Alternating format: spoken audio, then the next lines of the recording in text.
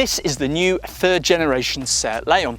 Once again, a hatchback that aims to be sporty in character, yet better value than its Volkswagen Golf stablemate, while using essentially the same hardware under the skin. Now, this particular Leon is a 2-litre TDI FR, that badge signifying a warm rather than hot hatchback, with reasonable running costs to the fore. Underneath the handsome, though more mature styling than before, this new Leon uses the latest VW Group structure, shared with the 7th generation of Golf. Unlike its VW counterpart, Leons at this level are denied the fully independent rear suspension of the Golf. You'll need this FR model's bigger brother, the 184 horsepower FR, to receive that chassis. As we've come to expect with the Seat, this new Leon has a pleasing cabin that still feels deliberately one rung below that of, say, a Volkswagen.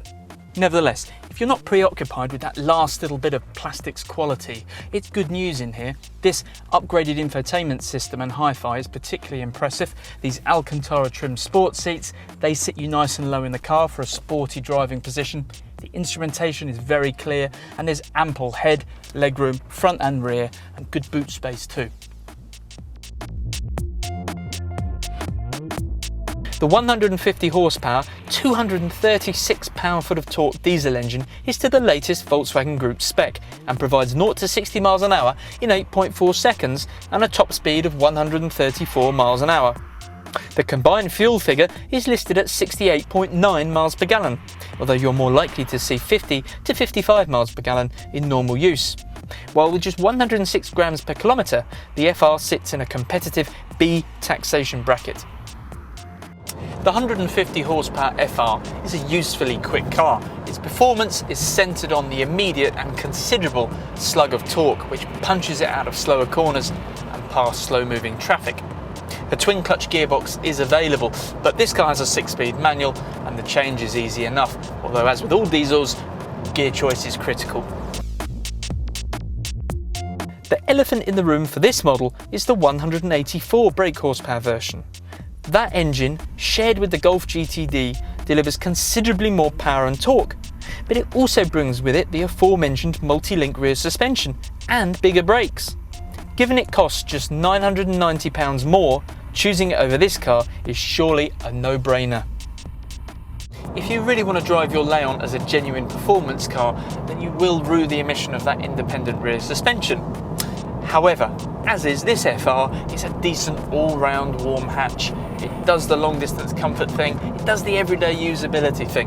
On a good B road, it's a lot of fun.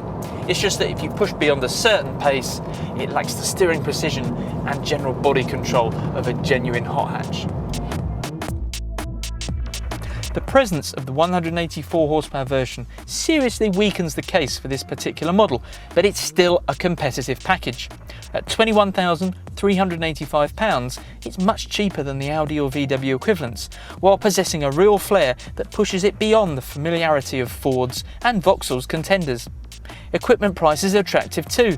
The LED lamps, for example, are part of a package that includes sat-nav and DAB radio and costs just £500.